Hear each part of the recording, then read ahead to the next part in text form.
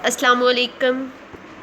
Welcome to DIPS virtual class, subject biology, class first year, teacher I am miss Sadar. ठीक है, chapter हम लोगों ने अपना स्टार्ट किया था गैसियस एक्सचेंज। गैसियस एक्सचेंज के बारे में जैसा कि पहले मैंने आपको बताया हुआ है कि इसमें गैसेस का तबादला होता है। कौन सी गैसेस का? कार्बन डाइऑक्साइड, ऑक्सीजन का।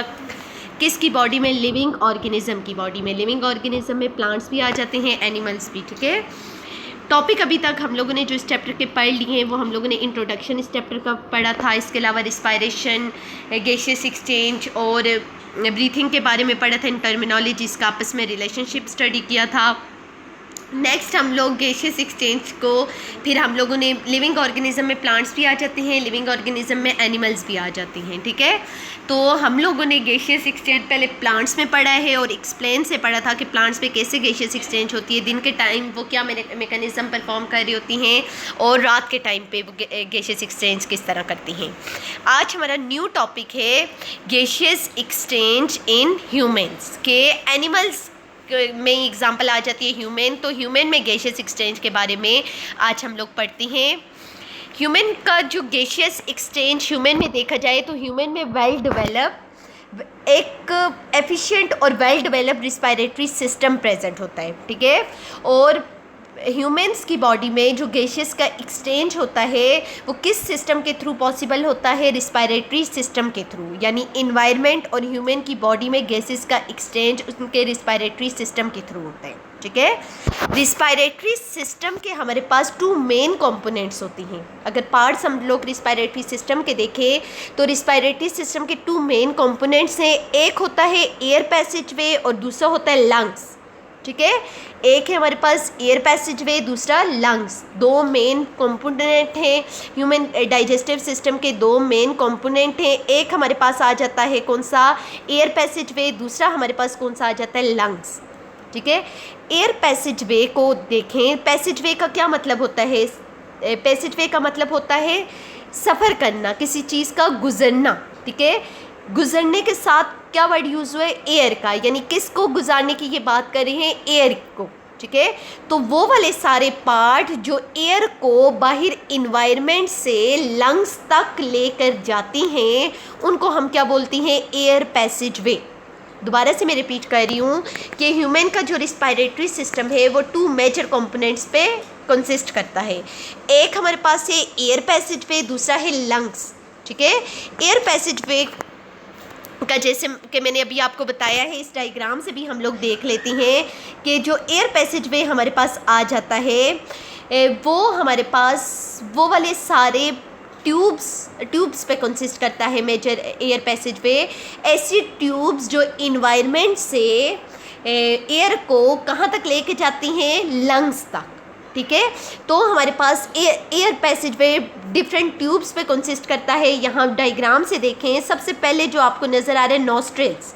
ठीक है, नॉस्ट्रिल्स हमारे पास ह्यूमन रिस्पायरेटरी सिस्टम का फर्स्ट ऑर्गन आ जाता है। उसके बाद आ जाता है नेज़ल कैविटी। ठीक है, नेज़ल कैविटी के बाद थर्ड आ जाता है हमारे पास फेरिंग्स। फोर्थ हमारे पास आ जाता है लैरिंग्स। फिफ्थ हमारे पास आ जाता है ट्रेकिया। सिक्स हमारे पास आ जाता है ब्रोंकाई और सेवन्थ हमारे पास आ जाता है ब्रोंकाई के साथ आगे ब्रोंकियोल्स प्रेजेंट होती हैं। तो नेज़ल कैविटी से लेकर यानी इन नॉस्ट्रिल से लेकर ब्रोंकियोल्स तक ये सारी जो ट्यूब्स हैं, ये सारे जो पार्ट हैं, ये क्या बनाती हैं? एयर पैसेज वे।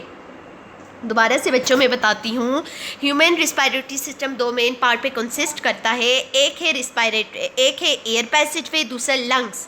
लंग्स का तो ये सारा मेजर ऑर्गन है जो आपको नज़र आ रहा है, ये सारा मेजर पार्ट लंग्स है। ठीक है, लंग्स के अलावा ये जो बाकी सारे ऑर्गन हैं जिसमें मैंने अभी टिक किया है, nostrils, nasal cavity, लैरिंग्स, pharynx, trachea, bronchi, bronchioles, ये सारे कौन सा पार्ट, कौन से कंपोनेंट में आ जाते हैं? एयर पैसेज वे। यानी इनका मेन काम क्या है? ये बाहर इन्वायरमेंट से बाहर से एयर को लेती हैं, हवा को लेती हैं और वो हवा इन सारे रास्तों में से गुजरती हुई लास्ट में कहाँ तक पहुँच जाती है?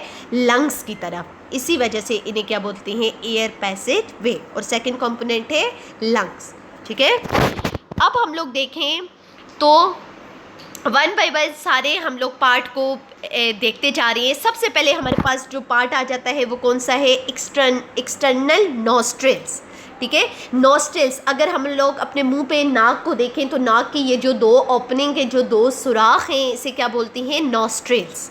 ठीक है, इसे एक्सटर्नल नॉस्ट्रिल्स बोलती हैं। क्यों एक्सटर्नल नॉस्ट्रिल बोलते हैं, क्योंकि ये हमें बाहर से, बॉडी के बाहर विजिबल होते हैं, बॉडी के बाहर वाली पोजीशन पे प्रेजेंट है, इस वजह से इन्हें बोलते हैं एक्सटर्नल नॉस्ट्रिल्स। एक्सटर्नल नॉस्ट्रिल्स क्या है, जो हमारे नोज़ की दो ओपनिंग हैं, दो सुराख हैं, इसको क्या बोलते हैं, एक्सटर्नल नॉस्ट्रिल।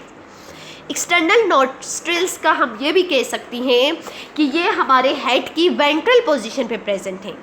दो पोजीशन होती हैं बच्चों, एक होती है डॉर्सल, एक पोजीशन हमारे पास होती है डॉर्सल, और एक पोजीशन हमारे पास होती है, एक पोजीशन हमारे पास होती है डॉर्सल, और एक पोजीशन हमारे पास होती है वेंट्रल। ठीक है, डॉर्सल पोजीशन, वेंट्रल पोजीशन कौन सी होती है, हमारी बॉडी की फ्रंट वाली पोजीशन, वो वाली पोजीशन जिस पोजीशन पे मुंह प्रेजेंट होता है, हमारा माउथ। ठीक है, हमारे मुंह वाली पोजीशन, जिस एरिया में हमारी बॉडी की फ्रंट पोजीशन पे मुंह प्रेजेंट है, तो हमारी बॉडी की फ्रंट पोजीशन कौन सी होगी, वेंट्रल। और आपको पता है कि नाक जो है हमारी बॉडी के फ्रंट पे प्रेजेंट है, मुंह के ऊपर नोज प्रेजेंट है, नॉस्ट्रिल्स यहाँ पे प्रेजेंट है, इस वजह से हम इन्हें क्या बोलेंगे कि एक्सटर्नल नॉस्ट्रिल्स जो है वो हेड की वेंट्रल साइड पे प्रेजेंट होती हैं। क्लियर हो गया क्लास यहाँ तक आपको? ठीक है, एक्सटर्नल नॉस्ट्रिल्स हमारे पास कौन सी पोजीशन पे प्रेजेंट होती हैं, वेंट्रल पोजीशन, हमारे हेड की वेंट्रल पोजीशन पे ये प्रेजेंट होती है। ठीक है, इसके अलावा अभी हम लोग देखते हैं अपना नेक्स्ट, एक्सटर्नल नॉस्ट्रिल्स के बाद आपको नज़र आ रहा है डायग्राम में हमारा नेक्स्ट पार्ट, हमारी नोज़ ये हमारे जो दो ओपनिंग सुराख हैं ये अंदर नोज़ में खुलती हैं। नोज़ के अंदर कैविटी एक आले की तरह का स्ट्रक्चर है, एक छोटे से गार की तरह का स्ट्रक्चर है। ठीक है, जिसे हम, क्योंकि ये नोज़ की कैविटी है, इस वजह से इसे बोलेंगे नेज़ल कैविटी। कैविटी किसी भी हम लोग गार की तरह से खाली से स्ट्रक्चर को बोलती हैं, और नेज़ल वर्ड हम नोज़ के लिए यूज़ करती हैं। तो जो सेकंड पार्ट हमारे पास आ जाएगा नॉस्ट्रिल्स के बाद, वो कौन सा आ जाएगा, नेज़ल कैविटी। सेकंड पार्ट कौन सा आ जाएगा, नेज़ल कैविटीज़। ठीक है, नेज़ल कैविटी का अब मेन काम क्या है, नेज़ल कैविटी, क्योंकि हमारे मुंह के नॉस्ट्रिल्स तो बाहर से, नॉस्ट्रिल्स का मेन काम क्या था कि उसने इन्वायरमेंट से नोज़ एयर को इनहेलिंग के थ्रू, सांस लेने के थ्रू लिया, और वो एयर नॉस्ट्रिल से कहाँ पे चलेगी, नेज़ल कैविटी में। ठीक है, नेज़ल कैविटी में वो एयर जाएगी, लेकिन अब हमारे पास ये लाजमी है जो एयर हमारे लंग्स तक जाए, इन सारे एयर पैसेजवे से गुजरती हुई, उस एयर का एक तो गर्म होना ज़रूरी है, क्योंकि हमारे लंग्स में अगर ठंडी एयर गई तो हमारे लंग्स को वो डिस्ट्रॉय कर देगी। ठीक है, क्योंकि लंग्स जो हैं वो बहुत ज़्यादा सॉफ्ट होती हैं, बिल्कुल वो स्पंज की तरह, जिस तरह हम घरों में फोम यूज़ करते हैं बर्तन धोने के लिए, बिल्कुल इसी तरह हमारे लंग्स जो हैं वो बहुत ज़्यादा सॉफ्ट होती हैं। तो ठंडी एयर, ठंडी हवा जाके हमारे लंग्स को क्या कर सकती है, डैमेज कर सकती है। तो एक तो ये है कि जो एयर हमारी लंग्स में एयर पैसेजवे से गुजर के इंटर हो, वो क्या होनी चाहिए, गर्म होनी चाहिए। ठीक है, सेकंड चीज़ कि वो वाली एयर हमारे पास मॉइस्ट होनी चाहिए, यानी कि वो ड्राई एयर नहीं होनी चाहिए। अगर बाहर से, तो ज़ाहिर इन्वायरमेंट से जो हम एयर इनहेल करते हैं वो क्या होती है, ड्राई होती है, बाहर का टेम्परेचर या बाहर कोई भी नमी वगैरह प्रेजेंट नहीं होती। तो अगर ऐसी ड्राई एयर डायरेक्ट हमारे लंग्स तक पहुंच गई तो ये भी हमारे लंग्स को और हमारे सारे एयर पैसेजवे को जिधर से वो गुजर के जाएगी उन सबको क्या कर सकती है, आप कह सकते हो डैमेज कर सकती है। तो सेकंड चीज़, पहली क्या चीज़ थी, एक तो हवा का गर्म होना ज़रूरी है, सेकंड चीज़ हवा का नम होना ज़रूरी है, मॉइस्ट होना ज़रूरी है। ड्राई एयर का हमारे रिस्पायरेटरी सिस्टम के लिए बहुत ज़्यादा नुकसानदेह है।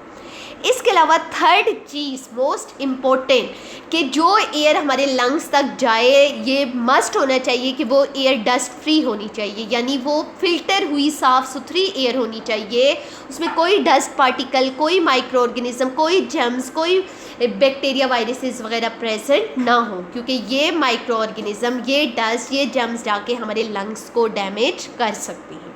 ठीक है, तो अब एयर का वार्म होना, गर्म होना, एयर का मॉइस्ट होना, नम होना, या एयर का डस्ट फ्री या फिल्टर होना, ये सारा कहाँ पे पॉसिबल होता है? नेज़ल कैविटी में। क्योंकि नेज़ल कैविटी में दो मेन पार्ट प्रेजेंट होती हैं, एक होता है हेयर प्रेजेंट, और सेकंड चीज़ जो नेज़ल कैविटी में प्रेजेंट होती है वो होती है म्यूकस मेम्ब्रेन। ठीक है, म्यूकस मेम्ब्रेन, मेम्ब्रेन आपको पता है कवरी को बोलती हैं, ठीक है। और म्यूकस इसे क्यों बोलते हैं? क्योंकि ये म्यूकस सक्रीट करता है। अब क्या है म्यूकस? म्यूकस हमारे पास क्या है? म्यूकस हमारे पास पानी की तरह का एक जैसे बलगम वगैरह, एक्चुअली म्यूकस इस फॉर्म में होता है, ठीक है, मतलब थिक सा पानी की तरह का मटेरियल होता है, जिसका मेन काम क्या है? इस म्यूकस मेम्ब्रेन का, ये कब म्यूकस सक्रीट करता है? जब हमारी एयर में कोई भी जरासीम हो या कोई भी डस्ट पार्टिकल्स वगैरह हो, हमारी एयर को क्लीन करने के लिए हमारी नेज़ल कैविटी की म्यूकस मेम्ब्रेन म्यूकस सक्रीट करती है, और ये म्यूकस हमारी एयर को क्या कर देता है? फिल्टर कर देता है, ठीक है। सेकंड चीज़, यहाँ पे कौन सा स्ट्रक्चर प्रेजेंट है नेज़ल कैविटी में? हेयर्स, छोटे छोटे सीलिया की तरह के बाल प्रेजेंट होती हैं। ये बाल भी क्या करती हैं? मूव करके एयर को फिल्टर भी करती हैं। इसके अलावा म्यूकस की वजह से एयर नम भी हो जाती है, मॉइस्ट भी हो जाती है, क्योंकि म्यूकस वाटरी हमारे पास मटेरियल है, तो उसमें वाटर प्रेजेंट होने की वजह से हमारी एयर जो है वो मॉइस्ट भी हो जाती है। और हमारी नेज़ल कैविटी में ब्लड कैपिलरीज भी प्रेजेंट होती हैं, खून की छोटी छोटी नालियाँ भी प्रेजेंट होती हैं, और क्योंकि इसमें से खून ब्लड फ्लो कर होता है, और ब्लड का टेम्परेचर हमारी बॉडी का गर्म होता है 37 डिग्री सेंटीग्रेड, ठीक है। हमारी बॉडी का टेम्परेचर कितना होता है? 37 डिग्री सेंटीग्रेड, जो कि एक गर्म टेम्परेचर है। तो ये ब्लड जो है हमारी एयर को, जो ब्लड कैपिलरीज कहाँ पे प्रेजेंट? नेज़ल कैविटी में, ये ब्लड हमारी एयर को क्या कर देता है? वार्म कर देता है, ठीक है। सिर्फ नेज़ल कैविटी ही एयर की क्लीनिंग में हेल्प नहीं करी, जैसे जैसे एयर इन सारे पैसेजेस से गुजरेगी, फेरिंग से, लैरिंग से, ट्रेकिया से, ब्रोंकाई से, ये सारे आहिस्ता आहिस्ता क्या करते जाएंगे? एयर को क्लीन भी करेंगे, वार्म भी करेंगे, और मॉइस्ट करने की भी कोशिश करेंगे, और लास्ट में लंग्स तक उस एयर को ये क्लीन पहुंचाएंगे, ठीक है। नेक्स्ट पार्ट देखिए, हमारे पास नेज़ल कैविटी के बाद कौन सा पार्ट आ जाता है? नेज़ल कैविटी के बाद हमारे पास नेक्स्ट पार्ट जो आ जाता है वो है फेरिंग्स, ठीक है। नेक्स्ट पार्ट कौन सा है? फेरिंग्स। फेरिंग्स हमारे पास ट्यूब है, ठीक है। नेज़ल कैविटी तो एक गार की तरह, कैविटी की तरह का स्ट्रक्चर था, नोस्ट्रिल हमारे पास सुराख थे दो, जबकि जो फेरिंग्स है हमारे पास, ये क्या है? फेरिंग्स हमारे पास एक ट्यूब की तरह का स्ट्रक्चर है, ठीक है। फेरिंग्स की साइज़ कितना है? ये 4.5 इंच लॉन्ग होते हैं, इसका साइज़ है 4.5 इंच, और ये मस्कुलर मसल से बना होती है ट्यूब, ठीक है। और इससे भी म्यूकस मेम्ब्रेन ने सराउंड किए होते हैं, इसकी भी कवरी को क्या बोलेंगे? आउटर, अंदर वाली इनर मोस्ट कवरी को म्यूकस मेम्ब्रेन। और ये म्यूकस मेम्ब्रेन रिस्पायरेटरी सिस्टम के सारे एयर पैसेज वे पे प्रेजेंट होती है, ताकि ये साथ साथ एयर को क्या कर सके? क्लीन कर सके, उसमें से माइक्रोब्स वगैरह को ख़त्म कर सके, ठीक है। नेक्स्ट हमारे पास जो है फेरिंग्स के बारे में मोस्ट इम्पॉर्टेंट चीज़ बच्चों, कि फेरिंग्स जो है हमारे पास रिस्पायरेटरी सिस्टम में भी प्रेजेंट होता है, ये वाला ऑर्गन रिस्पायरेटरी सिस्टम में भी हेल्प कर होता है रिस्पायरेशन में, और डाइजेस्टिव सिस्टम में डाइजेशन में भी हेल्प कर होता है, ठीक है। यानी एक फेरिंग्स का पार्ट रिस्पायरेटरी सिस्टम के साथ भी कनेक्टेड होता है, और डाइजेस्टिव सिस्टम के साथ भी, ठीक है। फेरिंग्स जो है एक साइड पे जाके ये कनेक्ट हो जाता है ट्रेकिया के साथ, और ये रिस्पायरेटरी सिस्टम का पार्ट आ जाता है, और एक साइड पे ये कनेक्ट हो जाता है फ्रंट बैक वाली पोजीशन से ईसोफेगस के साथ, और वहाँ पे ये डाइजेस्टिव सिस्टम बनाता है, ठीक है। फेरिंग्स की एक और इम्पोर्टेंट बात कि फेरिंग्स जो है, फेरिंग्स में कुछ हमारे पास लिम्फेटिक टिश्यूज़ प्रेजेंट होती हैं, टॉन्सिल्स एंड एडिनाइड्स वगैरह, ठीक है। कौन से लिम्फेटिक टिश्यूज़ प्रेजेंट होते हैं? टॉन्सिल्स एंड एडिनाइड्स वगैरह। और इन टिश्यूज़ का भी ये लिम्फेटिक सिस्टम है, हमारी बॉडी का जो लिम्फेटिक सिस्टम है, एक वाइट कलरलेस सब फ्लूइड आ जाता है, बिल्कुल ब्लड की तरह, लेकिन रेड नहीं होता ब्लड की तरह, वाइट होता है।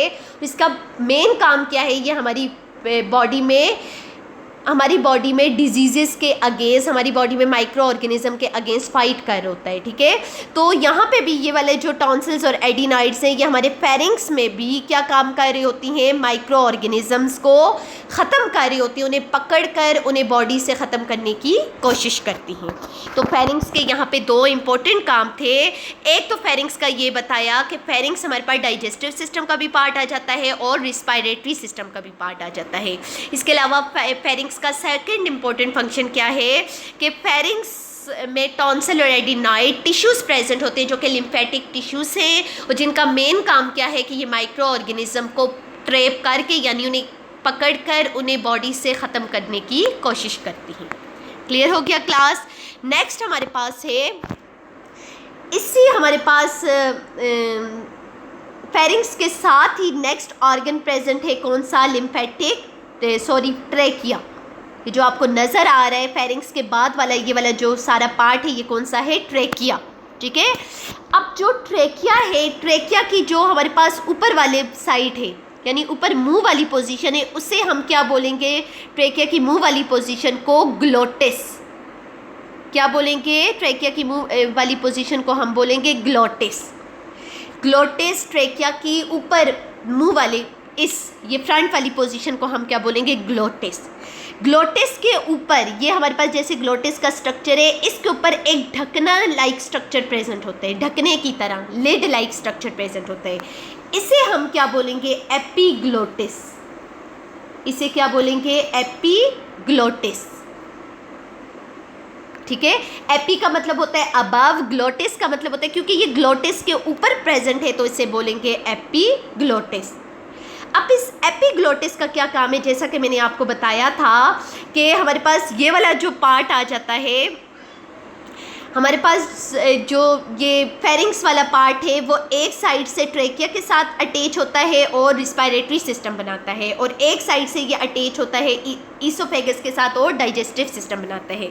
यानी ये सांस को भी गुजार रहा होता है और ये फूड को भी गुजार होता है, लेकिन एट अ टाइम ये दोनों काम नहीं कर सकता। क्यों नहीं कर सकता, एट अ टाइम ये काम दो नहीं कर सकता क्योंकि अगर ये फूड को सांस की नाली खुली होने के साथ अगर निगल ले तो वो फूड हमारी ट्रेकिया में जा सकता है और हमारी रिस्पायरेटरी सिस्टम को ब्लॉक कर सकते हैं और इस तरह उस बंदे की डेथ हो सकती है, ठीक है। तो अल्लाह ताला ने यहाँ पे ऐसा निज़ाम बनाया है, ट्रेकिया के ऊपर जो एपीग्लोटिस वाला स्ट्रक्चर है जो मैंने अभी आपको बताया था कि उसके ऊपर जो ढकने वाला स्ट्रक्चर है, जब हम लोग फूड इसके साथ ये ट्रेकिया है, ट्रेकिया के पीछे ये वाला स्ट्रक्चर ईसोफेगस का प्रेजेंट होता है, ठीक है। अब जब हम लोग मैं आपको दोबारा बता रही हूँ कि जब हम लोग फूड खाते हैं, ठीक है, जब हम लोग खुराक को निगलते हैं उस टाइम ये जो एपीग्लोटिस है ये हमारे पास ग्लोटिस के ऊपर आके ट्रेकिया के रास्ते को क्या कर देता है, बंद कर देता है। जब ट्रेकिया का रास्ता बंद होता है तो फेरिंग्स जो है उस फूड को ईसोफेगस की तरफ भेज देता है और इस तरह जो फूड है वो हमारी सांस की नाली में इंटर नहीं हो सकता। समझ आई क्लास। दोबारा मैं बताती हूँ कि ट्रेकिया हमारे पास जो रिस्पायरेटरी सिस्टम का स्ट्रक्चर है ये फेरिंग्स के बाद प्रेजेंट होता है। इसके ऊपर फ्रंट वाली पोजीशन को क्या बोलते हैं, ग्लोटिस। ग्लोटिस के ऊपर एक ढकना लाइक स्ट्रक्चर प्रेजेंट होता है जिसे बोलते हैं एपीग्लोटिस। एपीग्लोटिस का फंक्शन क्या है, ट्रेकिया के बिल्कुल पीछे ये जैसे हमारा गला है तो गले के अगली वाली पोजीशन पे प्रेजेंट होता है ट्रेकिया, गले के ट्रेकिया के पीछे प्रेजेंट होता है ईसोफेगस, ठीक है। जब हम लोग फूड लेते हैं, नवाला निगलते हैं, उस टाइम जो एपीग्लोटिस है वो ग्लोटिस के ऊपर आके ग्लोटिस के रास्ते को बंद कर देता है, ट्रेकिया के रास्ते को बंद कर देता है ताकि ये फूड जो फेरिंग से गुजर रहा है वो सीधा ईसोफेगस की तरफ चला जाए और वो ट्रेकिया में इंटर ना हो सके, ठीक है। और जैसे ही फूड निकलता है ये दोबारा से एपीग्लोटिस को ओपन कर देती है और दोबारा से वो अपने इनहेलिंग का प्रोसेस स्टार्ट कर देती है। और वैसे भी बच्चों अगर आप लोग खाना खाते हुए ऑब्ज़र्व करें तो हम लोग कभी भी खाना खाते हुए आप लोग ऑब्ज़र्व करें तो हम लोग कभी भी जब नवाला निगलती है उस टाइम साथ सांस नहीं लेते। सांस हमारा बंद हो जाता है ऑटोमेटिकली जब हम फूड को निगल रही होती हैं। जैसे ही हम फूड को निगलते हैं दोबारा से अपनी रिस्पायरेशन का प्रोसेस स्टार्ट कर देते हैं। क्लियर हो गया। ट्रेकिया के बारे में इसके अलावा हम क्या के ट्रेकिया बच्चों, ट्रेकिया के इसी पोजीशन पे जहाँ पे ग्लोटिस प्रेजेंट है, यहाँ पे एक और स्ट्रक्चर प्रेजेंट होता है। ये आपको जो नज़र आ रहा है, ये ग्लोटिस के ऊपर ट्रेकिया की फ्रंट वाली पोजीशन पे ग्लोटिस के साथ ही लैरिंग्स एक और स्ट्रक्चर प्रेजेंट होता है। इस तरह थोड़ा झिल्ली की तरह का स्ट्रक्चर प्रेजेंट होता है जिसे हम बोलते हैं लैरिंग्स। ठीक है, लैरिंग्स में प्रेजेंट होती हैं वोकल कॉर्ड्स, लैरिंग्स में प्रेजेंट होती हैं वोकल कॉर्ड्स। ये वोकल कॉर्ड्स हमारे पास एक्चुअली ये मसल्स होती हैं, ठीक है, जो कि हमारे इस तरह लैरिंग्स के अंदर वाली पोजीशन पे प्रेजेंट होती हैं। जब हम लोग एयर को लेते हैं, ठीक है, जब हम सांस लेते हैं या सांस को बॉडी से निकाल रहे होती हैं, एक्सहेलिंग का प्रोसेस कर रही होती हैं, उस एयर की मदद से ये वोकल कॉर्ड्स क्या करती हैं, वाइब्रेट करती हैं। ठीक है, इनकी वाइब्रेशन से क्या प्रोड्यूस होती है, साउंड, आवाज़, और उस आवाज़ के प्रोड्यूस होने से हम बोल सकते हैं। ठीक है, तो क्योंकि यहाँ पे वोकल कॉर्ड्स प्रेजेंट होने की वजह से ये साउंड प्रोड्यूस करता है, इसी वजह से लैरिंग्स को वॉइस बॉक्स भी बोलते हैं। ठीक है, क्लियर हो गया। दोबारा मैं बता रही हूँ कि हमारे पास लैरिंग्स जो है नेक्स्ट पार्ट आ जाता है हमारे रिस्पायरेटरी सिस्टम का, और प्रेजेंट होता है ये बिल्कुल ग्लोटिस ट्रेकिया की ऊपर फ्रंट वाली पोजीशन पे जहाँ पे ग्लोटिस होता है। ठीक है, ग्लोटिस के साथ प्रेजेंट होता है।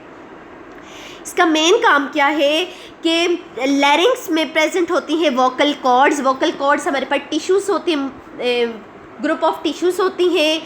जब एयर मूव करती है इस रिस्पायरेटरी सिस्टम में से, तो एयर की मूव होने की मदद से ये जो वोकल कॉर्ड्स है ये वाइब्रेट करती हैं। ठीक है, इनकी वाइब्रेशन से यहाँ पे क्या प्रोड्यूस होती है, साउंड प्रोड्यूस होती है, और उस साउंड की मदद से हम क्या कर सकते हैं, बोल सकते हैं। और क्योंकि बोलने में हेल्प लैरिंग्स कर होता है, इसी वजह से हम लैरिंग्स को वॉइस बॉक्स भी कहते हैं। क्लियर हो गया। नेक्स्ट है बच्चों ट्रेकिया। ट्रेकिया के बारे में मैंने आपको बाकी तो बता दिया। इसकी फ्रंट वाली पोजीशन को ग्लोटिस कहते हैं। ग्लोटिस के ऊपर एपिग्लोटिस प्रेजेंट होता है। एपिग्लोटिस का काम क्या है कि जब हम फूड निकलती है उस टाइम ये ट्रेकिया के रास्ते को बंद कर देता है ताकि फूड ट्रेकिया में इंटर ना हो सके।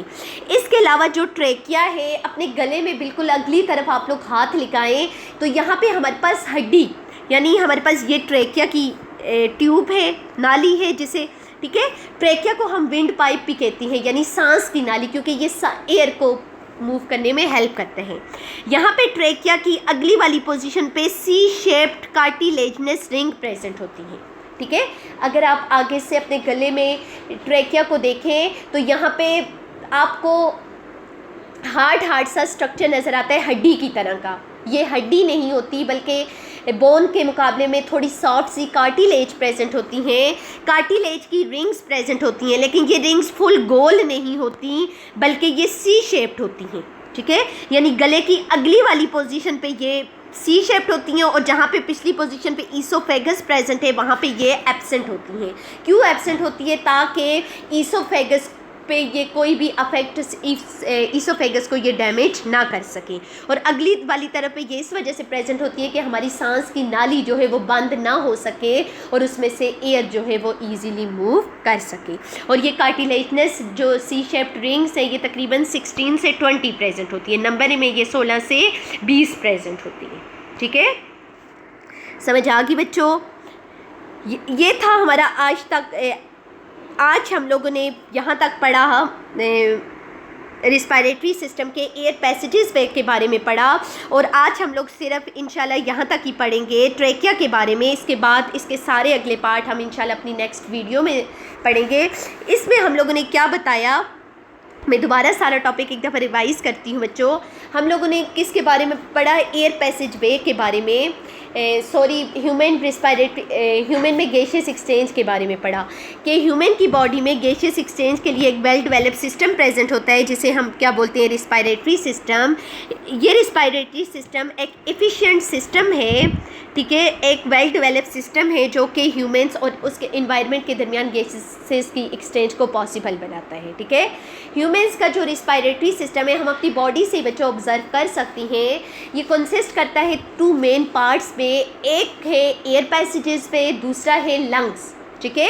एयर पैसेज वे में ग्रुप ऑफ स्ट्रक्चर प्रेजेंट होती हैं जो कि ट्यूब्स लाइक स्ट्रक्चर जो एक दूसरे के साथ मिले हुए होती हैं, जुड़े हुए होती हैं, और जिनका मेन पर्पस क्या है कि वो बाहर से इन्वायरमेंट को में से एयर को लेती हैं और उस एयर को गुजार कर, उस एयर को साफ़ करके, गर्म करके, मॉइस्ट करके उस एयर को कहाँ तक लेके जाती हैं, लंग्स तक।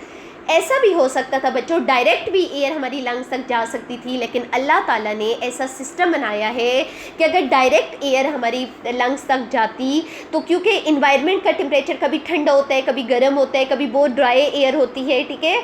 और सबसे बड़ी बात, हमारी जो इन्वायरमेंट में एयर प्रेजेंट है वो क्लीन एयर नहीं होती, उसमें डस्ट पार्टिकल्स होते हैं, माइक्रोब्स होते हैं जो जाके हमारे लंग्स को क्या कर सकते हैं, डिस्ट्रॉय कर सकती हैं। तो इसी वजह से अल्लाह ताला ने डिफरेंट सिस्टम बनाए हैं एयर पैसेजेस वे का, जिनका मेन पर्पस क्या है कि वो बाहर इन्वायरमेंट से एयर को लेती हैं, उस एयर का सारा प्रोसेस करती हैं, यानी उसको क्लीन करती हैं, उसको मॉइस्ट करती हैं, उसको इसके अलावा गर्म करती हैं और फिर उसे कहाँ तक पहुँचाती हैं, लंग्स तक। फिर लंग्स में जाके उन गैसेस का क्या होता है, हमारी एयर का में से जो गैसेस का कार्बन डाइऑक्साइड या ऑक्सीजन का हमारे ब्लड के साथ एक्सचेंज होता है, ठीक है। तो एयर पैसेज वे हमारे पास कंसिस्ट करता है डिफरेंट पार्ट में, जैसा कि मैंने आपको बताया है। सबसे पहला पार्ट हमने जो पढ़ा है वो है नॉस्ट्रेल्स। नॉस्ट्रेल्स जो है वो हमारी बॉडी में ये जो बाहर नज़र आ रही है, हमारे नाक के जो दो सुराख हैं या दो जो ओपनिंग है, इसे हम क्या बोलते हैं, नॉस्ट्रेल्स। और ये एक्सटर्नल पोजीशन पे बाहर से हमें नज़र आ रही हैं, इस वजह से इन्हें एक्सटर्नल नॉस्ट्रेल्स बोलेंगे। ये हमारी हेड की वेंट्रल पोजीशन पे प्रेजेंट हैं। इसके अलावा नॉस्ट्रेल्स जो है ये एयर को इस फंक्शन क्या है नॉस्ट्रेल्स का, ये बाहर इन्वायरमेंट से एयर को लेकर उस एयर को हमारे किस में, रिस्पायरेटरी सिस्टम में इंटर कर देती हैं, ठीक है। उसके बाद सेकंड चीज़ यहाँ पे क्या है कि एयर अब नॉस्ट्रल्स के बाद कहाँ पे चली जाएगी, नेक्स्ट पार्ट नेज़ल कैविटी की तरफ। नेज़ल कैविटी एक कैविटी लाइक, एक गार लाइक छोटा सा स्ट्रक्चर है, गार की तरह या खाली स्ट्रक्चर होने की वजह से इसे कैविटी बोलती हैं, और क्योंकि ये नोज़ की कैविटी है इस वजह से इसके लिए वर्ड यूज़ हुआ है नेज़ल, ठीक है। तो इसे बोलती हैं नेज़ल कैविटी। नेज़ल कैविटी में दो मेन पार्ट प्रेजेंट होती हैं, छोटे छोटे हेयर्स प्रेजेंट होते हैं जिसे सीलिया भी बोलती हैं। और इसके अलावा नेज़ल कैविटी की जो मेम्ब्रेन है वो म्यूकस मेम्ब्रेन है। क्या सक्रीट करती है, म्यूकस। म्यूकस सक्रीट करने की बेस पे से म्यूकस मेम्ब्रेन बोलती हैं। और म्यूकस हमारे पास गाढ़ा सा पानी होता है जिसका मेन काम क्या है कि जो एयर हम ले रहे हैं उस एयर में से डस्ट पार्टिकल्स या जितने भी माइक्रोब्स हैं, जितने भी जरासीम हैं, उनको एयर में से अलग करके हवा को क्या कर देता है, साफ़ कर देता है। और हेयर्स भी क्या करती हैं कि उसमें से एयर्स को क्या करती रहती हैं, एयर्स की मूवमेंट के दरमियान में रुकावट आके एयर को गर्म करने की कोशिश करती है, ठीक है। नेक्स्ट हमारे पास क्या है, और नेज़ल कैविटी में ब्लड कैपिलरीज प्रेजेंट होती हैं जो हमारी एयर के टेम्परेचर को क्या कर देती हैं, नॉर्मल कर देती हैं, ताकि ये आगे जाके हमारे लंग्स को या हमारे अगले एयर पैसेज वे को क्या ना कर सकें, डिस्ट्रॉय ना कर सकें। नेक्स्ट पार्ट नेज़ल कैविटी के बाद फेरिंग्स आ जाता है। फेरिंग्स हमारे पास 4.5 इंच लॉन्ग एक मस्कुलर ट्यूब आ जाती है, मसल से बनी हुई होती है। इसमें भी म्यूकस मेम्ब्रेन होती है, ये भी म्यूकस सक्रीट करती है ताकि जर्म्स वगैरह को ख़त्म कर सके। दो मेन फंक्शन है, एक तो ये हमारे पास रिस्पायरेटरी सिस्टम का भी पार्ट आ जाता है, डाइजेस्टिव सिस्टम का भी पार्ट आ जाता है, ठीक है। रिस्पायरेशन में भी हेल्प करता है और डाइजेशन में भी हेल्प करता है, मतलब डाइजेशन में फूड को निगलने में ये हेल्प कर होता है। इसके अलावा इसका सेकंड इंपॉर्टेंट फंक्शन के हमारे फेरिंग्स में एडिनाइड और tonsils tissues, lymphatic tissues present होती हैं, जिनका काम क्या है कि वो माइक्रो ऑर्गेनिज्म वगैरह को ढूंढते हैं, उन्हें पकड़ती हैं और उन्हें बॉडी से ख़त्म करती हैं, ठीक है। नेक्स्ट हमारे पास कि जो हमारे पास आ जाती है ये फेरिंग्स कनेक्ट होती है किसके साथ, ट्रेकिया के साथ और ईसोफेगस के साथ भी। जब हम फूड को निगलते हैं इसके साथ ही ट्रेकिया का सिस्टम प्रेजेंट होता है। तो ट्रेकिया के अपर वाले पार्ट को हम बोलेंगे ग्लोटिस। ग्लोटिस के ऊपर एक कवरी प्रेजेंट होती है, ढकना प्रेजेंट होता है जिसे एपिग्लोटिस बोलेंगे। एपिग्लोटिस का क्या काम है, जब हम फूड को निगलते हैं उस टाइम एपिग्लोटिस के ऊपर आके ट्रेकिया के रास्ते को बंद कर देता है ताकि फूड ट्रेकिया में इंटर ना हो सके, ठीक है। और ट्रेकिया के बारे में बताएं, ट्रेकिया के ऊपर ही एक स्ट्रक्चर प्रेजेंट है छोटा सा, जिसे हम बोलते हैं लैरिंग्स। लैरिंग्स में वोकल कॉर्ड्स प्रेजेंट होती हैं जो कि टिश्यूज़ होती हैं, और जो एयर की मूवमेंट की मदद से वाइब्रेट करती हैं, उनके वाइब्रेट करने से साउंड प्रोड्यूस होती है, और साउंड प्रोड्यूस होने की वजह से हम बोल सकती हैं। क्योंकि लैरिंग्स बोलने में मदद करता है, इस वजह से इसे वॉइस बॉक्स भी बोलती हैं। ट्रेकिया अगर हम अपने गले में देखें तो ट्रेकिया हमारे पास फेरिंग्स के बाहर प्रेजेंट होती है, और इसमें कार्टिलेजनस रिंग, कार्टिलेज से बनी हुई 16 से 20 रिंग प्रेजेंट होती हैं। लेकिन ये रिंग कंप्लीट गोल नहीं होती, बल्कि आधी गोल होती है, जिसे हम सी शेप्ड बोलती हैं। और इनका मेन पर्पस क्या है कि ये ट्रेकिया को ओपन रखती हैं, खुलने में मदद करती हैं, ताकि ट्रेकिया एक दूसरे के साथ ना जुड़ सके और एयर के रास्ते को ब्लॉक ना कर सके। तो यहाँ तक आज हम लोगों ने अपना ह्यूमन का रिस्पायरेटरी सिस्टम डिस्कस किया है। इसके अलावा इसके अगले पार्ट, इसका ब्रोंक्यूल्स, इसकी लंग्स वगैरह के बारे में, ब्रोंकाई, ब्रोंक्यूल्स, लंग्स के बारे में इंशाल्लाह अपनी नेक्स्ट वीडियो में पढ़ेंगे। आप लोगों का होमवर्क क्या है, आप लोगों ने ये सारा टॉपिक यहाँ तक, इस पेज तक अच्छी तरह से पढ़ना है, और इस पढ़ के आप लोगों ने जो आपको मुश्किल लगे वो आप लोग मुझसे क्वेश्चन पूछ सकती हैं। ओके बच्चों, अल्लाह हाफिज़, नेक्स्ट वीडियो तक के लिए।